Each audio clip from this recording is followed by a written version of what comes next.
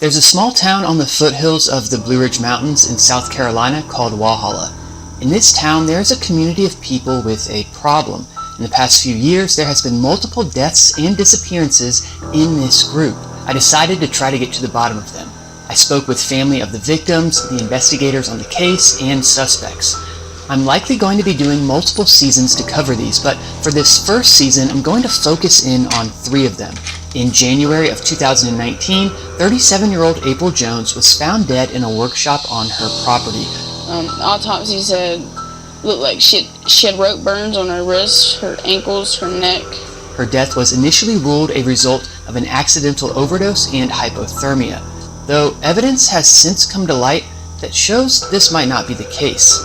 Just 1 week after April was found dead, 26-year-old Faith Roach disappears. The last place she was seen was at a home that April was also at just 2 days before her death. Horror movies are not made up to some of the stories we've been told. Faith Roach is missing to this day. 3 months after Faith's disappearance, 32-year-old Kevin Craig is found on a hot summer day dead. He was barricaded from the inside of a room in his trailer. There were syringes found next to him, but no drugs found in his system. His death was ruled as a result of heat exposure and seizures. Similar to April's death, information has been brought to light that could change this, and the sheriff's office even wrote up warrants to charge someone with Kevin Craig's murder. Our investigators have determined Kevin Craig was murdered because of what he knew about the disappearance of Faith Roach. So to recap, we'll be investigating the death of April Jones, the disappearance of Faith Roach, and the death of Kevin Craig, and attempting to see if all 3 of these cases are actually connected. Going into this, I had no idea what I was actually getting myself into. This is a complete game changer for you. It is. You do not know how much danger you will be in.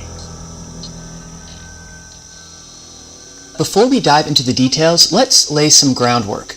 Oconee County, South Carolina, where Walhala is located, is in the northwestern part of the state, bordering Georgia and North Carolina. The county from the south end to the north end is a gradient of foothills up to the Blue Ridge Mountains. The west border of the county runs along the Chattooga River, with North Georgia on the other side. The east border runs along a series of connected lakes. It's a truly beautiful area. My first trip to the area to film was as the weather was cooling down and the leaves were changing colors. Driving through the winding mountain roads felt like an oddly calm contrast to the reason for me being there in the first place. Now I will say, that is very, very pretty. And on the other end, I'll say, that's also very scary and concerning considering what kind of issue they're at. Look how many trees, look how far back that shit goes. Like, anything could happen out there. To get to the bottom of these tragic mysteries. By the way, my name is Eric Allen. I live about 4 hours from Oconee County on the coast in Beaufort, South Carolina. If you follow true crime, you'll know that's the area the Murdaugh saga has been unfolding in, and that's actually how I got my start in true crime. But that's another story. Walhala, South Carolina is a small town on the foothills. It calls itself the gateway to the Blue Ridge Mountains. Many of the people I spoke to in the area had lived there their whole lives, and many of them their families did as well, for generations before them. And that was the case for 58-year-old Andy Jones, the husband of April Jones. He grew up in Walhala and later built his own home on the same road he grew up on. This is where him and April lived when April passed. This house was different from many of the older trailers that lined the same road. It was a well-built, cozy wooden home that, like I said, Andy actually built himself. The road that this home is on, though, has some sketchier areas to it. One of the disappearances I'll be covering next season, a man named Josh, was last seen a quarter mile down the road. There's also a death I'm covering next season where a man was beaten with a bat before he was left inside his trailer that was subsequently lit on fire, burning with him inside. Again, this occurred within about half a mile from April's home. April Jones was found lying in the back corner of the workshop on her and her husband's property. She had been on a multi-day drug bender, and the official ruling of April's death was overdose and hypothermia. The report says she has bruises consistent with a fall, but I've seen the photos of April's body. She was covered in bruises and wounds, and markings on her wrist and neck made it look as if she may have even been tied up. I spoke with April's mother. I walked in, and I looked at him and I said, that's not my kid. When you look at him, you'll know why. Yeah. All right, you tell me. Look at these. This was around her neck. Okay. This was her neck. That was her feet. Wow. Okay. Look at this. This is supposed to be consistent. This is her hands. You know, she fell. She fell. Yeah. I mean, would she fall off of a cliff? I mean, Her family does not believe that she died from an overdose and hypothermia. We'll get into the details of her death later, but first, let's get to know April Jones. April had grown up in Walhala. She was 37 years old when she died and left behind her husband, 3 kids, and numerous friends and loved ones.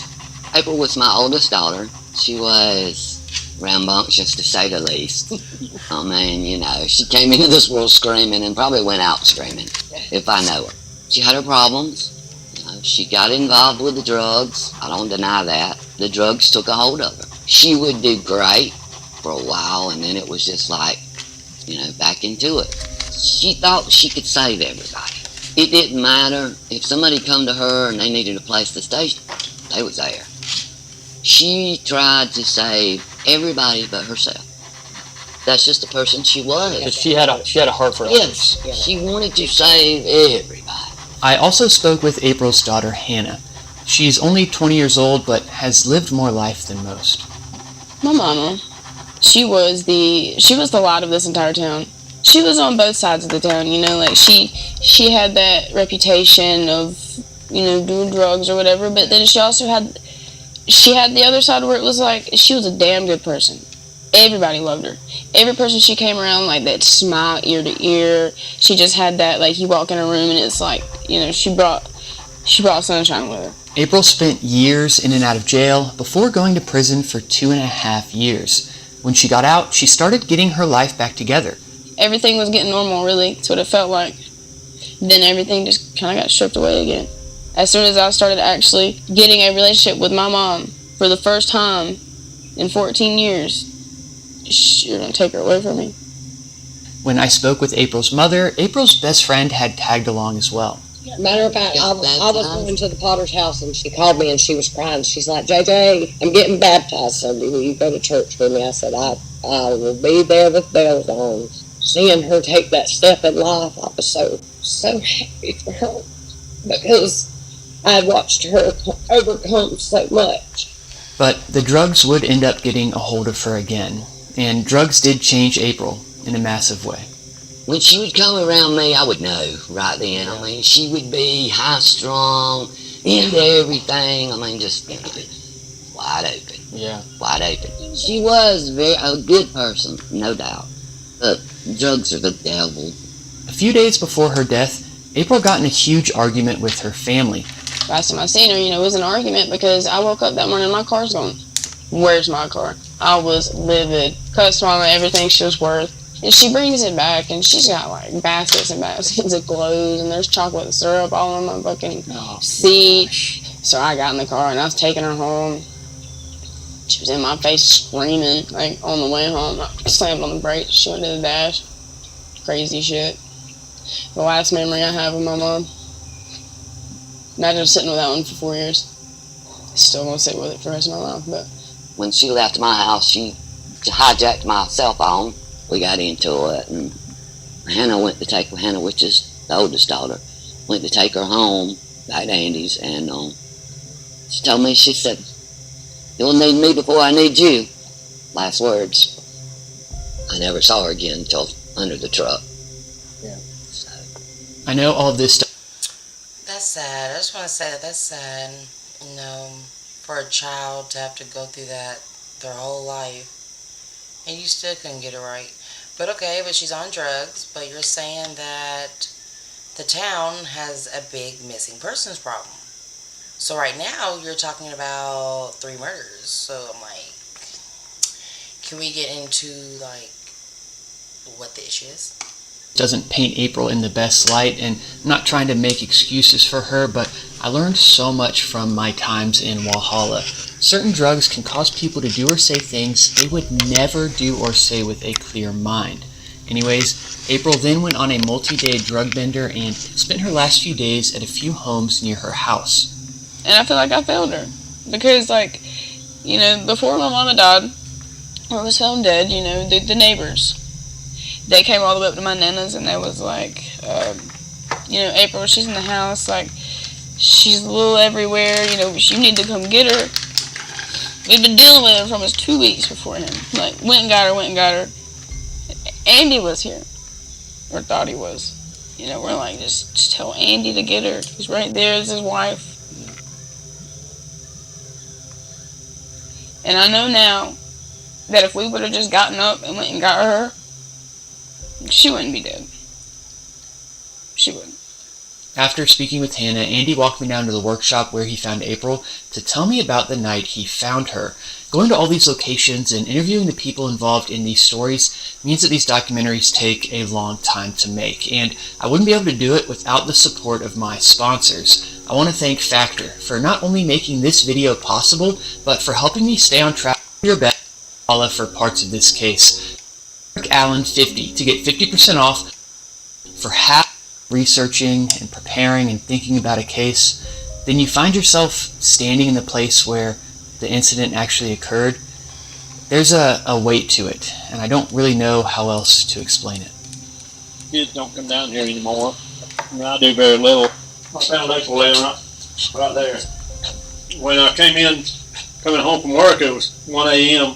I saw the lights on in here, and you see under that door. And at the time, my son, I got a son that's 23 now, he and some of his friends would come here and hang out in the evenings, drink beer. I just thought they'd been here and left and got to turn the lights off. So I stopped and gonna cut the lights off. When I opened that door, when I pushed it back, I saw her laying in here. He explained that his truck was backed into the workshop and April was found lying in the small space between the truck and the workshop wall. And I came over and felt of her, I tried to feel a pulse, and the instant I touched her, I knew she was dead. Her skin felt different. Usual red markings on her right wrist and hand area that looked like scratches, as well as several other markings which did not appear to be scratches. I also observed what appeared to be bruises on her right forehead. The coroner then advised that he was ruling this as a suspicious death at this time. At the address next door, we met a Thomas Smith at the front door who had the odor of alcoholic beverage on his person. Thomas stated the victim was brought to his house by 2 males in a truck. He did not know them. He did state that the victim had been at his house on the past Saturday and had stayed through Sunday morning, leaving around 9 a.m. He indicated that she crossed his side yard to return to her home. He stated that she was known to be a drug user and believed that she was high on her drug of choice, meth. He went on to report that she left Sunday morning without additional issues and seemed to be in good health. So let's recap the last few days of April's life. She had stolen her mother's phone and went on a multi-day drug binge. According to the next-door neighbor Tom, she was brought to his place by 2 men in a truck. He says he didn't know them. April was at his place Saturday and stayed through Sunday morning. This is the last time she was seen alive. Andy told me he was in the workshop on Sunday night with his daughter and April was not there. She is found late Monday night, early Tuesday morning, locked in the workshop on her property. What April was doing between Sunday morning when she is last seen and when she's found is unknown. The police end up ruling April's death a result of an accidental overdose and hypothermia. But why would April not just walk to her home next to the workshop? The workshop was not heated. And why would she lock herself in? And what about the condition of her body? None of this made any sense to April's family. I know, as well as I'm sitting here, that Drugs. Faith the argument with her family and stole her mother's phone. She was at a home April's mother calls the White House. The White House is about 1.5 miles from April's home and was a well-known place in the area to get drugs. Faith Roach, who went missing a week after April died, was also at the White House around this time. A man named Kevin Mailer could often be found there. People would tell me that she was at the end of my dirt road at the White House, meeting Kevin Mailer, getting drugs, I have been told that Faith was out there. Really, that those in Massachusetts, where he was a suspect in the disappearance of a young woman area, or really that same time with Sorry. can you say who told you that? Or no, I'd That's rather fine. not. That's but fine. I was, and that's a good source. Okay. Kevin Mailer, who many in this area refer to as Boston, is 56 years old. He's a known drug dealer in the area, or at least was, and has a long history of crime over the years. He's spent about 8 of the last 10 years in prison. Before he moved to Walhala, South Carolina in around 1996, he lived in Massachusetts, where he was a suspect in the disappearance of a young woman named Jennifer Fay, who went missing in 1989. I won't be covering Jennifer Fay in this series, but there is a podcast by Barstool Sports called The Case, who covered her as well as some of the other people in this series. I'd encourage you to listen to them after this series to get a different perspective on things. Anyways, you'll hear me and others in this podcast refer to Kevin Mailer sometimes as Boston and sometimes as Kevin, so just keep in mind that that's the same person. Kevin Mailer's name has been brought up in all 3 of these cases that we're going to be investigating, and at the time of writing this has murder charges written up for him for the 3rd case, Kevin Craig. Through my investigations, I came up with multiple scenarios as to what could have happened with each case, and there's one scenario that links Kevin Mailer with them all. Kevin Wayne Mailer is being charged with murder and kidnapping and the death of Kevin Craig. Our investigators have determined Kevin Craig was murdered because of what he knew about the disappearance of one of our missing persons, being Faith Roach. Through my investigation, I found reason to believe that Faith may have disappeared because she had knowledge that could implicate Kevin Mailer in the death of April Jones. So the theory is that Kevin Mailer killed April Jones, and in order to cover his tracks, he had to get rid of Faith. Then, in order to cover his tracks from getting rid of Faith, he had to get rid of Kevin Craig. Cold blood killer. But this was just my initial theory early on. Is there any truth to it? What evidence do we have for or against it? And what other theories are there for each case? There is a lot to cover in this series, and I want to encourage you to hold your opinions lightly and be open to changing them as new information is provided. I'll try to look for biases I might have in the research and creation of this documentary, as well as biases you as a listener might have. Because that is so pretty. But how would you ever get somewhere like that, though? You have to go through all them tricks. Well, I guess shout out to the drone or whoever took this beautiful picture. And describe them as we go. We'll start this now with the complexity bias. The Farnham Street blog describes the complexity bias as, quote, a logical fallacy that leads us to give undue credence to complex concepts. Person A referring to Boston. You had for possession of meth with it's the less likely one, even though likely to choose the more complex one. That's usually the option with the most assumptions and regressions. End quote. This doesn't mean the complex hypothesis is the wrong one, just that statistically it's the less likely one, even though we as humans have a tendency to see it as the more likely one. I think there's even more to it when it comes to a series like this. The more complex theories are simply more interesting and, for lack of a better word, entertaining. Just remember that this doesn't make them more likely to be true. Back to the story. At the time of writing this, Boston is in prison for possession of meth with intent to distribute, but when I first went to Walhala, I was able to speak with someone who was very close with Boston. We'll call this person Person A.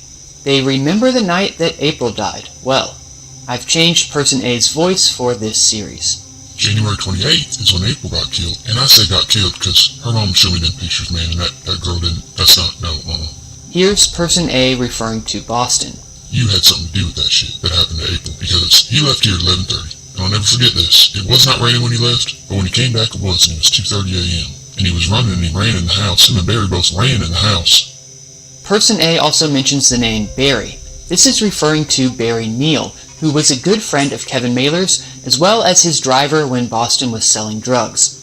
I did get to speak with Barry Neal, and we'll talk more about him in future episodes. So let's take a look at this timeline. The neighbor says at some point April was brought to his home by two men he didn't know. I think it's possible that these two men were Kevin Mailer and Barry Neal. According to Person A, Monday night, Kevin and Barry leave the house at around 11:30 p.m.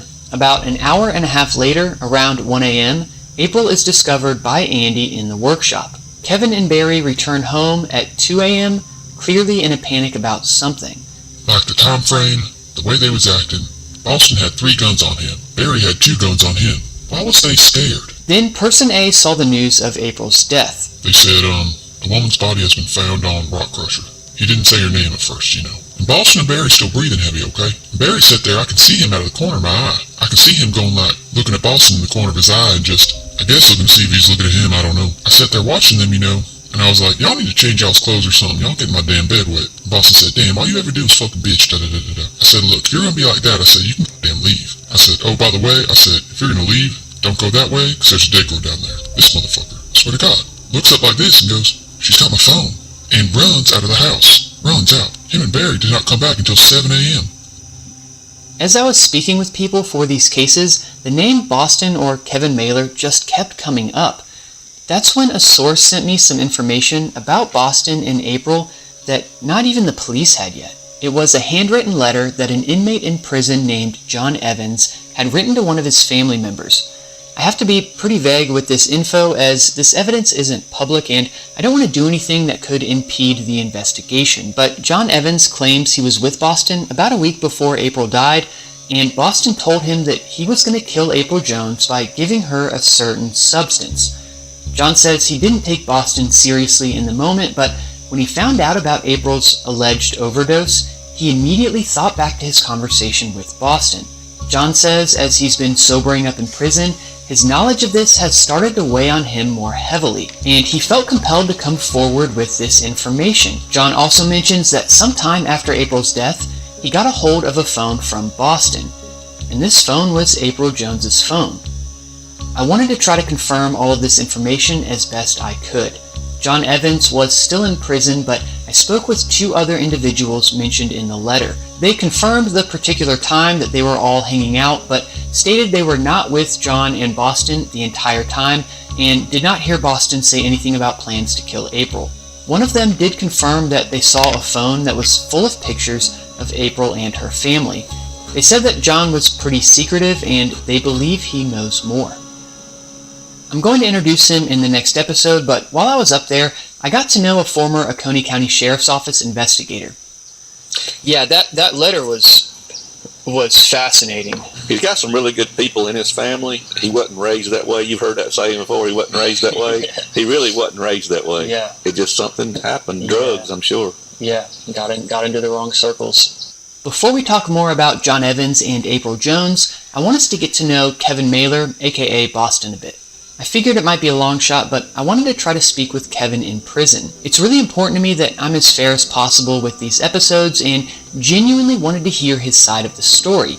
I was able to send him a message and tell him who I was. After messaging back and forth with Kevin Mailer a bit.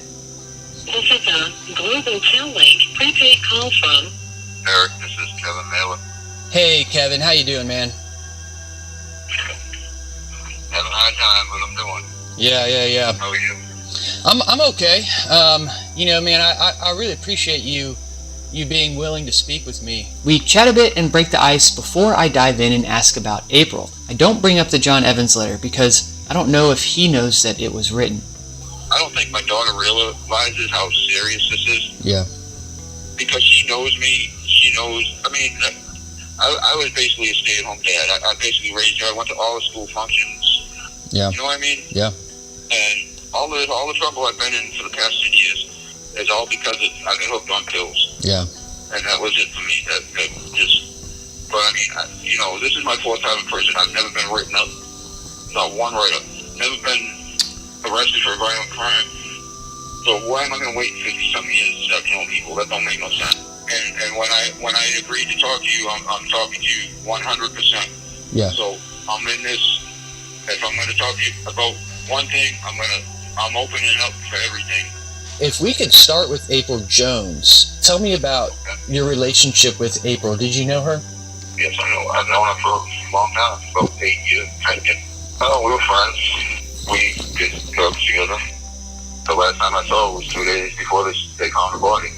Hey, there's a lot of things that weren't being told. She was having an affair with her next door neighbor, because that's the last place I seen her.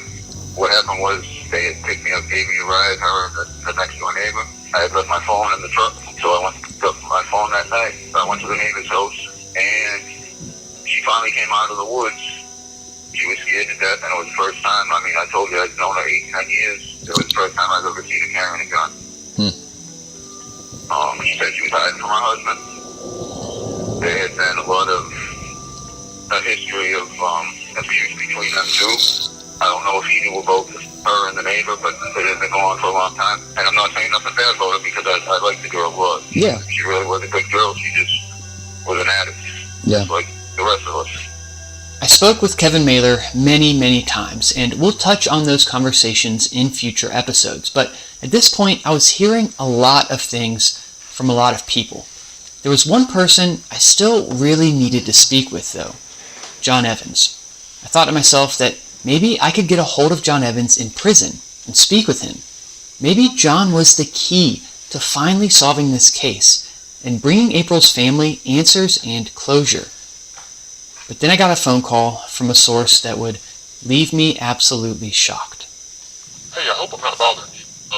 No, you're good. I just wanted to tell you, okay, so, you remember you was asking about John Evans? Yeah. He's dead.